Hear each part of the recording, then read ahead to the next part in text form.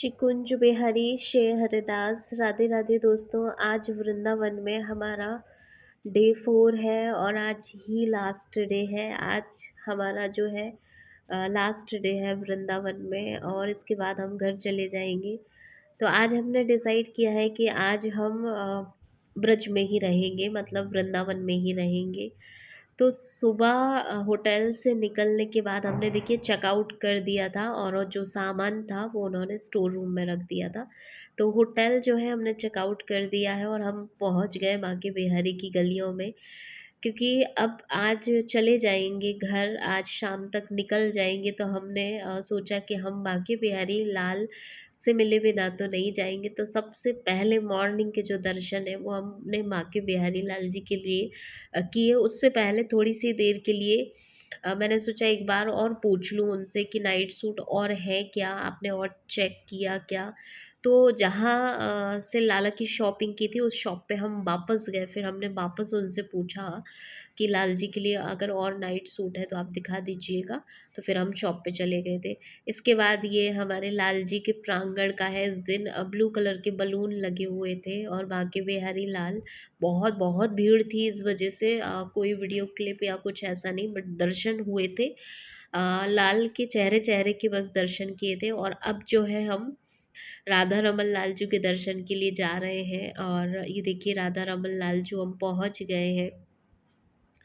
बांके बिहारी से थोड़ी दूरी पे हमारे रमन लाल जू हैं और राधा रमन लाल जू के दर्शन भी हमने आज, क्योंकि आज वृंदावन में अब हमारा आखिरी दिन है, तो राधा रमन लाल की भी बड़ी याद आ रही थी।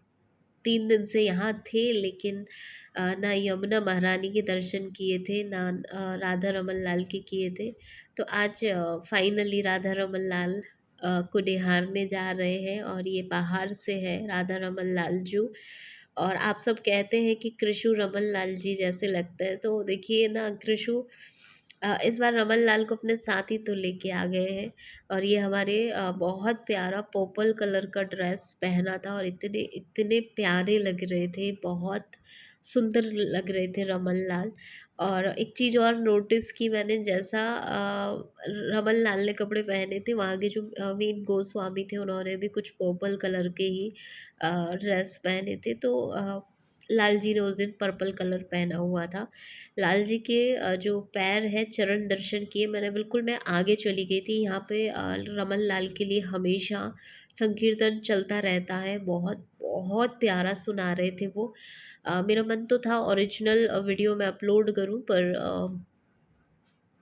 वो बहुत स्लो गा रहे थे, इसलिए मुझे बस भीड़ की आवाज़ सुनाई थी, भक्तों की कुछ सुनाई नहीं दिया, इसलिए फिर मैंने उसको म्यूट कर दिया। और इसके बाद हम श्री श्री राधा गोपीनाथ जी चले गए। और आप जानते हैं ना कि हमारे राधा गोपीनाथ जी अभी नहीं है, अब वो तो अब राजस्थान में है। लेकिन यहाँ पे जो श्री विग्रह है ना, वो बिल्कुल उनके हूबहू है। तो अ, अब आप कहेंगे कि मैया ये कहाँ है, तो ये बिल्कुल राधा रमन लाल के ही बाजू में ही थोड़ा आगे चल के ही राधा गोपीनाथ जी है। और राधा गोपीनाथ जी के दर्शन के बाद हम डायरेक्ट ना निधिवन निकल गए। तो निधिवन अब आप यही पूछ रहे थे ना ब्रज में कहाँ कहाँ भक्तों की ज़्यादा भीड़ है। तो निधिवन में बहुत भीड़ है, निधिवन में बहुत भीड़ मिलेगी आपको। और अब जो है काफ़ी अच्छी व्यवस्था कर दी है। जब लास्ट टाइम हम गए थे तो यहाँ पे जो बांस होता है ना, जो बांस होता है उसकी स्टिक लगी हुई थी, लेकिन अब इन्होंने देखिए बिल्कुल ये झंझरी जैसे ये लगा दिए हैं। अब बिल्कुल फाइनली पैक कर दिया है। अब बहुत अच्छे से प्रोटेक्ट किया, ऊपर शेड कर दिया है, तो आपको धूप भी नहीं लगेगी। और बहुत अच्छी अब व्यवस्था, देखिए शेड आप देख सकते हैं, पूरा निधिवन का जो मार्ग है उसमें पूरा शेड हो चुका है। तो काफ़ी कुछ चेंज हो जाता है जब जाते हैं अगली बार। और ये रंगीली महल जहाँ पे हमारी किशोरी कन्हैया दर्शन देते हैं। और यही वो जगह है जहाँ पर अ, लाल जी अ, लाल जी रात को, हमारे जो बांके बिहारी लाल जी है ना, निधि बनी आते हैं। क्योंकि आपको तो पता है ना कि बांके बिहारी लाल की प्राकट्य स्थली निधि वन है। हरिदास जी यही हमारे लाल जी की सेवा किया करते थे, यही वो निधि वन है।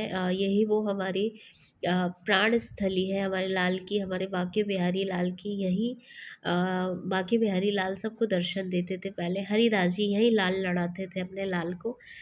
तो कृष्ण ने बहुत टाइम जो है निधिवन में स्पेंड किया, और मैं पूरे टाइम दर्शनों के बाद थोड़ा सा हम बैठे रहे तो मैं यही सोचती रही कि यहाँ पे देखिए बांके बिहारी लाल जी का आज भी तो इतना कनेक्शन है कि वो नित्य रास के लिए आते हैं 12 साढ़े 12 बजे रात्रि को, और मॉर्निंग में 4:30 5 बजे वापस जाते हैं। और फिर जो है हमारी कन्हैया को भूख लगाई थी तो हमारे कन्हैया ने फिर जो है लस्सी पी। और इसके बाद ये कदम का वो चीर घाट है जहाँ पे हमारे कन्हैया वस्त्र चुराया करते थे, तो यहाँ बाजू में चीर कदम का जो ये कदम का पेड़ है। और ये जो कदम है ये 5,500 साल पुराना ही है। और श्री श्री यमुना महारानी जी की जय। 4 दिन 3 दिन बाद यमुना महारानी के दर्शन हुए, वैसे तो हो गए थे दर्शन, क्योंकि जब हम सफ़र कर रहे थे, जब कहीं ना कहीं दर्शन हो गए थे, लेकिन अब आज जो है पास से ही दर्शन।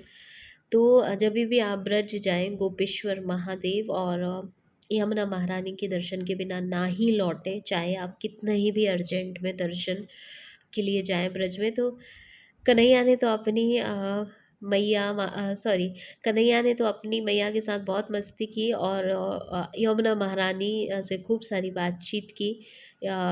बहुत गर्मी हो रही थी। ये जो टाइम था मैं आपको बता दूं, 2:30 से 3 बजे के टाइम हम यमुना महारानी जी केसी घाट पे थे। और बहुत अच्छी वाली गर्मी हो रही थी, ऐसा मन कर रहा था कि बस यहाँ डुबकी लगा दो, डूबे रहो। लेकिन प्रॉब्लम बस वही थी कि होटल से चेकआउट कर चुके थे, और कपड़े भी नहीं थे साथ में, लेकिन मन तो ये था कि बस यहाँ डुबकी लगा दें, क्योंकि गर्मी सच बता दूं मैं आपको, टू बी ऑनेस्ट बहुत बहुत अच्छी वाली गर्मी थी। समझ नहीं आ रहा था, गला बार बार सूख रहा था। तो फिर हमने डिसाइड किया कि अभी टाइम है, मंदिर 4:30 बजे खुलेंगे तो क्या करें। फिर हम गुरुदेव के आश्रम चले गए। तो श्री कौशिक जी महाराज जी के आश्रम गए हम, और उनकी गौशाला बहुत अलग है, और ये जो आश्रम में ही कुछ छोटे छोटे बछड़े थे, कृष्ण ने बहुत मस्ती की उनके साथ। ये जो कौशिक जी महाराज जी का आश्रम है पुराना, अभी तो उनका न्यू मठ बन रहा है। ये जो पुराना आश्रम है वहाँ पे भी कुछ मैयाएँ थी, गैया मैया बछड़े। तो कृष्ण ने बहुत मज़े किए छोटे छोटे बछड़ों के साथ। लाल ने देखिए कितना आनंद किया, और इनको उस बछड़े ने इतना प्यार किया, ऐसा पूरा कृष्ण को पूरा उन्होंने उसने चाट लिया। बहुत बहुत आनंद किया इस बछड़े के साथ कृष्ण ने। फिर हम 4:30 कुछ अराउंड हो रहे थे, तो फिर हमने सोचा अब चलते हैं, क्योंकि रात को 8:30 पे हमारी ट्रेन थी। उससे पहले जितने दर्शन कर सकते थे ब्रज में, जितना रह सकते थे रह लिया। ये जो सामने आप देख रहे हैं ये श्री पागल बाबा जी का मंदिर है, जो इस बार छूट गया है, किसी कारण से नहीं जा पाए। यहाँ पे हमने अपना आखिरी भोजन लिया था। अ, और इसके बाद मैं आपको बता नहीं सकती कि मैंने दिन भर से भूखा रह के जो लास्ट टाइम जो खाना खाया, उसके बाद जो मुझे प्रेम मंदिर में पूरे टाइम मुझे वॉमिटिंग फील होती रही, और यहाँ मेरा बिल्कुल भी मन नहीं लगा, मुझे अच्छा ही नहीं लगा। बस मैं बैठी रही एक जगह, मैंने दर्शन भी बहुत अच्छे से नहीं किए प्रेम मंदिर में। सिस्टर और मन तो था कि पूरा देखेंगे घूम फिर के, अब पता नहीं अब फिर 1 साल बाद आना होगा, 6 महीने बाद। लेकिन मेरी तबीयत यहाँ इतनी बिगड़ गई थी कि मैं बस एक जगह बैठी रही, मुझसे नहीं चला गया था। और वॉमिटिंग फ़ील होने की वजह से ना बेचैनी बहुत हो रही थी। तो यहाँ के जो दर्शन, इसके बाद के जो दर्शन है उसका तो मैंने कुछ भी आनंद नहीं उठाया, बहुत बेचैनी हुई। फिर हम थोड़ी देर क्योंकि इतना उमस वाला भी मौसम हो रहा था, 4:30 या 6 o'clock तक हम यहाँ रहे थोड़ी देर, क्योंकि टाइम तो लग जाता है जब आप प्रेम मंदिर के दर्शन करते हैं, तो उसमें थोड़ा टाइम लग जाता है। इसके बाद फिर मेरी तबीयत तो नहीं ठीक थी, लेकिन हमको प्रिया कांजू भी जाना था। आप सबको बहुत जो जो मुझसे जुड़े हैं इवन उनको सबको पता है कि प्रिया कांजू सरकार पहले लाल हैं जिनका मैंने दर्शन किया था। क्योंकि वृंदावन में मैं बांके बिहारी लाल जी को भी नहीं जानती थी, उससे पहले हम प्रिया कांजू महाराज जी को जानते थे। हमारे प्रिया कांजू लाल जो कि श्री श्री देवकी नंदन ठाकुर जी महाराज जी के लाडले हैं, तो इनको ही हम सबसे पहले जानते थे और यहीं से मेरी भक्ति आरंभ हुई थी। तो इन लाल के दर्शन के बिना कैसे ब्रज छोड़ सकते थे। तो बस डे 4 के यही सब हमारे दर्शन थे। गोपेश्वर महादेव हम गए थे, वहाँ का कोई क्लिप नहीं है मेरे पास, बस मैं आपको ओरली बोल के बता दे रही हूँ कि गोपेश्वर महादेव के बिना भी अधूरा रहता है आपका ब्रज यात्रा। तो गोपेश्वर महादेव के भी दर्शन किए थे हमने, अभिषेक किया था वहाँ पे। नवरात्र चल रहे थे तो गौरी मैया थी, उन पे भी जल अभिषेक किया था, तो अच्छा लगा। कुछ मेमोरीज हैं, आप एंजॉय करिएगा। और ब्रज का जो हमारा पूरा यात्रा है वो अब समाप्त हो चुकी है दोस्तों। अब कृषु का जो है मैं शॉपिंग हॉल वीडियो अपलोड करूँगी, तो अब हम मिलेंगे लाला के शॉपिंग हॉल वीडियो में। राधे राधे।